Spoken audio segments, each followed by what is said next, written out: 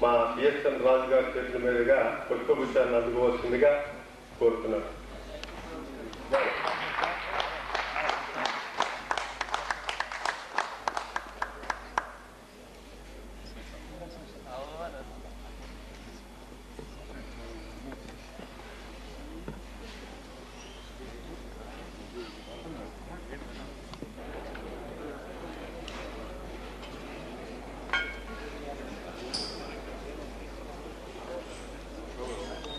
Yeah.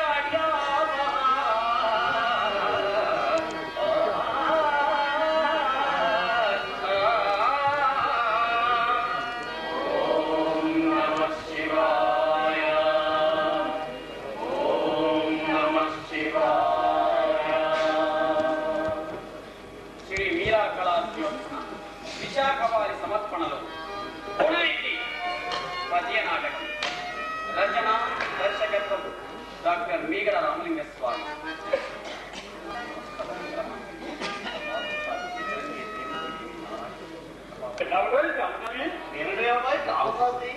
శరీరంపై చైతన్యం ఉంటేనే కదా కళ్ళు నోరు వెళ్ళవేసుకొని అలా చూస్తూ ఉండిపోయామో. నిజమే, మహాపండితుడికే బదులు పోతూ ఉంటే నేను లెక్క ఏమిటి? ఇంతకు ఎదుగుతున్న వారి వాగ్దానం ఒక అందుబాటులో లేదు. ఈ కాంపిల్య నగరంలో ఇదొక అపూర్వ సంఘటన. అవును, ఏ శాస్త్రం చూసినా గంగా ప్రవాహం ఊరగా వేస్తున్నట్టే. అదేం జ్ఞాపకతో అదేం సమయం స్ఫూర్తో మరి మనకే రాజావారి ఇచ్చి ఆస్థాన మంత్రులుగా పెట్టుకున్నారా? వేదాంగాలు ఇంకా అవేమిటో అవన్నీ క్రమంగా ఆపోజిట్ పెట్టినవారు కాబట్టి ప్రతిపక్షులు ప్రపంచానికి పక్షులు కొట్టుకుపోయినట్టు కొట్టుకుపోయారు. అన్నట్టు ఆ శాస్త్రాల వాదాలు మా లాంటి వాళ్ళకి అర్థం కావు. కానీ పోయి శాస్త్రి నాకు మాత్రం బాగా ఒకటి అర్థమైందో. ఏమిటో మన యజ్ఞదత్తుల వారు అవతల పండితులు ఉద్దేశించి మేము చెప్పింది మీరు ఖండిస్తారా లేదా మీరు చెప్పింది మమ్మల్ని ఖండించమంటారా అని అడిగేట్టు ఈ రాజు అధర్మరాజు అన్నాడు. రాజావారు వారి శిరస్సు ఖండించరు ఖాయం. అంతేరా, రాజభట్ని మహాభైరవ అన్నారు. నాది ఖండిస్తూ రాజవారు బొడ్రాలు అన్నాడు. రాజావారు వారి శిరస్సు ఖండించరు ఖాయం. ఇదిగో శాస్త్రి, ఈ వాళ్ళే నాకు బాగా అర్థమైందో. రాజావారు పెట్టుకుని సభలో కాంగుడియే కలిసి ఘన సన్మానం చేశారు. అవునవును, పోయి శాస్త్రి ఆ వస్తుంది యజ్ఞదత్తుల వారేనా? అనుమానం ఏమిటో వారు అలా వస్తూ ఉంటే వేదాలే నడుస్తూ వస్తూ ఉన్నట్టున్నారు. అవునవును, ఆయన్ని చూస్తే ముఖవరికి లేని వాళ్ళైనా అప్రయత్నంగా చేసేసి దండం పెట్టాల్సిందే. శాస్త్రి ఆయన చూస్తూ అసలు విషయం మర్చిపోయాను. అసలు ఆయన ముక్కోపి ఏమిటో నేను మొన్న కనడినప్పుడు నమ్మకం చమకం నేర్చమన్నావా లేదా? అవును, పోయి శాస్త్రి మనకు నమ్మకం యమకం ఒంటి వరకలే. పోయి శాస్త్రి ఈ రోజు ఏదో ఒక యమకం చేసి ఈ కూడా తప్పించుకున్నాం. శాస్త్రి ఆయన దగ్గర మన యమకాలు గమకాలు పనిచేయవయ్యా. ఇంకో ఆయన దగ్గర పడిపోతున్నాడు. ఏం దాంట్లో దేవుడా? అయ్యో, ఇటు చూస్తే కోలేరు, అటు చూస్తే కోవిల. అదిగో ఆయన చూపులో మనయ్యా. శివేతి శివేతి శివేతి భవ భవేతి భవేతి భవేతి హర హరేతి హరేతి హరేతి భజ మన శివమేవ నిరంతరం. యజ్ఞదత్తుల వారికి నమస్కారం. అలా వస్తున్నారే, అది మొన్న వర్షానికి దరిద్రమైంది. కొంచెం శైత్యం చేసిందండి. ఓహో, అలా సంగతి. చూడండి శ్యామశాస్త్రి కామశాస్త్రి, అయ్యా మిమ్మల్ని నమ్మకం చమ్ముకునే వారికి కామశాస్త్రి గారి ఇంటికి వెళ్ళమన్నారు వెళ్ళరా? అక్కడికి వెళ్తుంటేనే వర్షానికి దొరికిపోయామండి. మీకు శాస్త్రి శాస్త్రి అంటే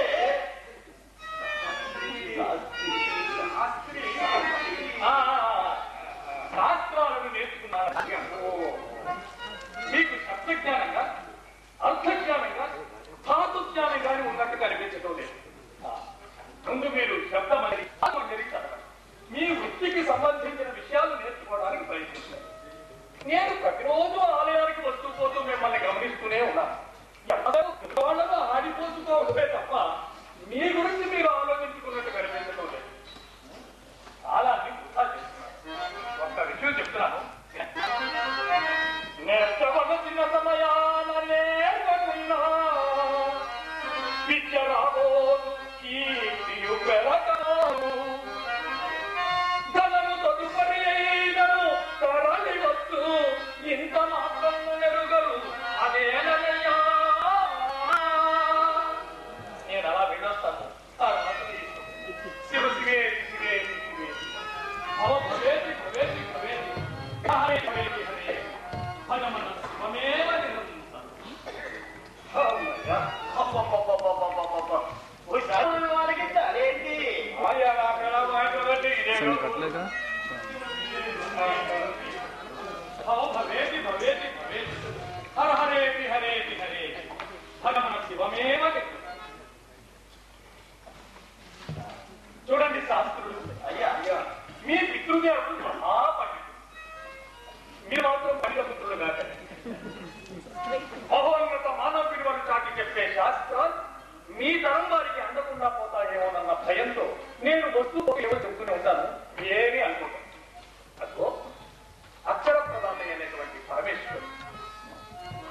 పరమేశ్వరుడు ఎంత భక్తసులభుడంటే నీలగలు శిరమున నీళ్లు పోసిన యంత సకల కోకలిట్టు సత్వరమున పత్రికొంత తెచ్చి పాలవైసిన చాలు ఇష్ట సిద్ధులిట్టు ఈశ్వరుడు